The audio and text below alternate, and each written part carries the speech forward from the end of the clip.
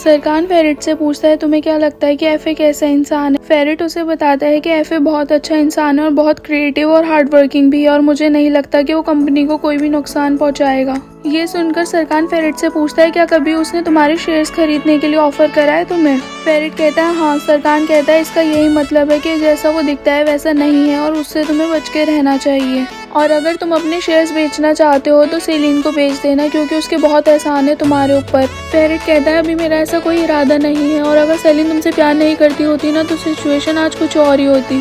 सरकान उसे बताता है कि मुझे तुमसे शुरू से ही प्रॉब्लम थी क्योंकि मुझे लगता था तुम कंपनी में अपना बिजनेस स्टार्ट कर दोगे, इसलिए मैं नहीं चाहता था कि तुम सेलिन से शादी करो, और मैं सही भी था। फेरिट कहता है इस बारे में बात ना ही करो तो ज्यादा अच्छा है, और ये बोलकर वहाँ से चला जाता है। सरकान की मॉम पिरल को कॉल करती है और पिरल उन्हें बताती है कि एडा कंपनी में वापस आ गई है, लेकिन अब वो एफए के साथ काम करती है और सरकान भी पहले की तरह ही हो गया है, बस हर टाइम काम करता रहता है। ये सुनकर सरकान की मॉम कहती है ये तो बहुत अच्छी बात है और अगर तुम्हें कोई भी अपडेट मिले तो मुझे जरूर बताना।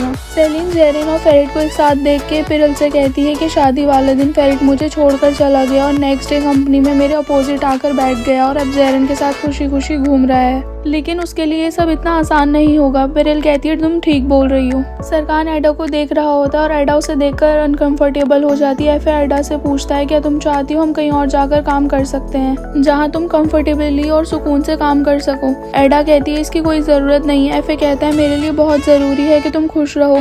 एडा कहती है एक ऐसी जगह है जहाँ मैं बहुत रिलैक्स रहती हूँ। ये सुनकर एफे कहता है तो फिर चलो वहाँ। ये देख के सरकान एंगिन को इशारा करता है और एंगिन उनसे पूछता है कि तुम लोग इतनी जल्दी में कहाँ जा रहे हो। सरकान कहता है फिर हमारा न्यू पार्टनर है और इसका जहाँ मन करे जिसके साथ मन करे ये जा सकता है। सरकान की बातों को इग्नोर करके एफए और एडा वहाँ से चले जाते हैं। काम करके वापस आते टाइम एफए एडा से कहता है कि फ्लावर शॉप में काम करने का आइडिया बहुत अच्छा था, वो बहुत सुकून की जगह है। फिर एफए एडा को उसके घर छोड़ने आता है और वहाँ उसकी आंटी से मिलता है। एडा की आंटी उसे चाय पिलाती है और कहती है मार्टिन की स्पेशल चाय है। ये सुनकर एफए खुश हो जाता है और कहता है मैं भी मार्टिन से ही हूँ और मैं साल में बहुत बार मार्टिन जाता रहता हूँ। फिर पूछता है कि आप लोग कौन हो।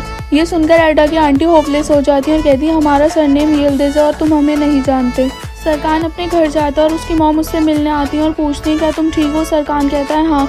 ये सुनकर सरकान की मॉम उससे कहती है कि तुम्हारे डैड और मैं तुमसे बहुत प्यार करते हैं। सरकान कहता है प्लीज़ आप मुझसे उनके बारे में बात मत करो। सरकान की मॉम उससे कहती है कि मैं जानती हूँ तुम गुस्सा हो और उनकी वजह से तुम्हारा दिल टूटा है, लेकिन मेरी एक रिक्वेस्ट है तुम प्लीज़ अपने डैड से बात करो क्योंकि वो बहुत डिप्रेस्ड हैं और अपसेट भी। सरकान कहता है नहीं मैं उनसे बात नहीं करूँगा क्योंकि अब बात करने के लिए कुछ नहीं बचा और मैं भूलना चाहता हूँ जो भी कुछ उन्होंने किया, लेकिन मैं भूल नहीं पा रहा हूँ और इसी वजह से मैं उन्हें कभी माफ़ नहीं कर सकता क्योंकि जब भी मैं सोचता हूँ ना जो उन्होंने किया है मैं पागल हो जाता हूँ और मैं उन्हें कभी नहीं देखना चाहता, इसलिए यही बेहतर होगा कि मैं अपने घर शिफ्ट हो जाऊँ। और ये बोलकर वहाँ से चला जाता है। सरकान के जाने की बात सुनकर उसकी मॉम अपसेट हो जाती है। एडा की फ्रेंड्स उससे पूछती हैं तुम्हारी जॉब कैसी चल रही है। एडा कहती है सैलरी बहुत अच्छी है लेकिन काश यूनिवर्सिटी में एडमिशन के लिए कोई इंस्टॉलमेंट प्लान होता जिससे मैं अपनी फीस भर पाती, लेकिन ऐसा कुछ नहीं है। जेरिन कहती है हम ऐसा कर सकते हैं, मैं तुम्हारी लॉयर बन के यूनिवर्सिटी चलूंगी और वहाँ बात करूंगी, क्या पता कोई सोल्यूशन ही निकल जाए। ये सुनकर एडा खुश हो जाती है और कहती है थैंक यू सो मच मेरी हेल्प करने के लिए, लेकिन मैं ये सब खुद करना चाहती हूँ। और अगले दिन यूनिवर्सिटी जाती है और वहाँ से आकर अपनी फ्रेंड्स को बताती है कि वो लोग मान गए। ये मेरी आंटी और दादी के लिए जवाब है कि मुझे किसी और की ज़रूरत नहीं है पढ़ाई के लिए। एडा की बातें सुनकर फीफी कहती है मुझे तुम्हें बताना चाहिए या नहीं, लेकिन बहुत टाइम पहले आंटी ने मुझसे हेल्प के लिए बोला था क्योंकि फ्लावर शॉप पर काम अच्छा नहीं चल रहा था, इसीलिए उन्होंने कर्जा लिया था और वो उसे चुका नहीं पाई थी। जेरिन कहती है हाँ उन्होंने मुझसे भी घर के पेपर पर बैंक से लोन लेने के लिए बोला था। एडा कहती है लेकिन ये सब उन्होंने किस लिए किया। फीफी कहती है क्योंकि वो चाहती थी कि तुम अपनी पढ़ाई ना छोड़ो और इसीलिए उन्होंने तुम्हारी दादी से बात भी की थी। एडा कहती है वो मेरे साथ ऐसा कैसे कर सकती है और ये सब सुनकर तो मुझे और गुस्सा आ रहा है उनके ऊपर। ये सुनकर जेरिन एडा को समझाती है कि एडा ये देखो ना तुम्हारी आंटी ने हमेशा सबसे पहले तुम्हारे बारे में सोचा है और ये देखो ना चाहते हुए भी उन्होंने तुम्हारे चक्कर में तुम्हारी दादी को कॉल की, तो फिर सोचो तुमसे कितना प्यार करती हैं। जेरिन की बातें सुनकर एडा रोने लगती है और कहती है ठीक है मैं उनसे इस बारे में बात करूंगी।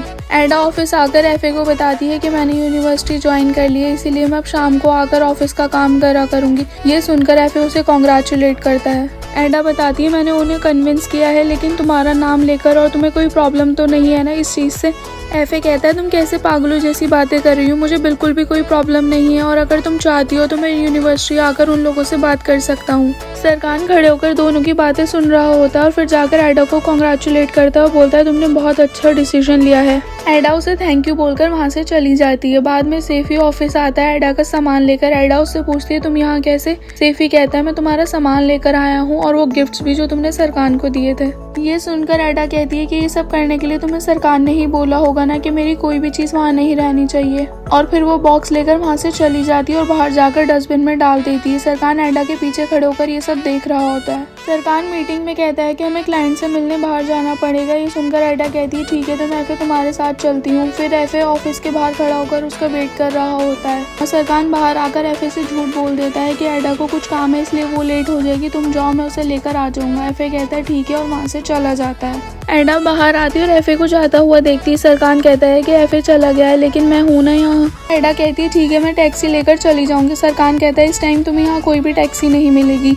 और अगर तुम लेट हो गई तो क्लाइंट के ऊपर तुम्हारा गलत इंप्रेशन पड़ेगा। ये सुनकर एडा उसके साथ चली जाती है। एडा मीटिंग में क्लाइंट को प्रेजेंटेशन देती है और उसके बाद सरकार अपनी प्रेजेंटेशन देता है। क्लाइंट दोनों की प्रेजेंटेशन देखने के बाद कहता है कि हम लोग चाहते हैं हम दोनों मिलकर इस प्रोजेक्ट पर काम करो। सरकार कहता है ठीक है मुझे कोई प्रॉब्लम नहीं है और आप एफए और एडा से पूछ लीजिए। एफए कहता है ठीक है हमें भी कोई प्रॉब्लम नहीं है। एंगिन सरकार से कहता है सब तुम्हारा प्लान था ना? फिर प्रोजेक्ट मिलने की खुशी में सब आउटिंग का प्लान बनाते हैं लेकिन सरकार मना कर देता है जाने के लिए। फिर सब घूमने जाते हैं और सरकार भी वहाँ आ जाता है और गेम खेलने के लिए वहाँ के इंचार्ज 2 टीम्स बनाते हैं। एक टीम की कैप्टन एडा होती है और दूसरी का सरकार। फिर वहाँ कार रेस होती है जिसमें एडा और सरकार एक कार में होते हैं और सेलिन और एफए दूसरी कार में और दोनों का एक एक हाथ आपस में बांध दिया जाता है। लेकिन एडा सरकार से गुस्सा होकर गलत कट ले लेती है और कार को नीचे समुद्र में गिराने वाली होती है। सरकार कहता है प्लीज रुक जाओ तुम ये क्या कर रही हो?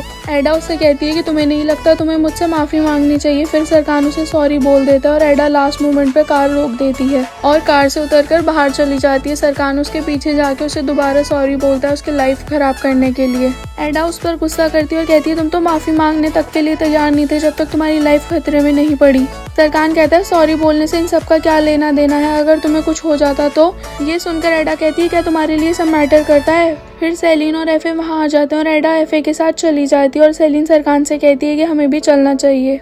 वापस आने के बाद सरकार पूछता है कि एडा कहाँ है? एफए कहता है कि वो मेरे साथ थी लेकिन बाद में उसने बोला कि उसे थोड़ी वॉक करनी है और उसे यहाँ के रास्ते पता है। ये सुनकर सरकार उसे ढूंढने चला जाता है और फिर सब भी उसे ढूंढने निकल जाते हैं। सरकार उसे ढूंढता हुआ सी साइड जाता है और फिर वहाँ से ऊपर जाकर देखता है एडा एक गड्ढे में बेहोश होती है और सरकार उसके पास जाकर उसे जगाने की कोशिश करता है।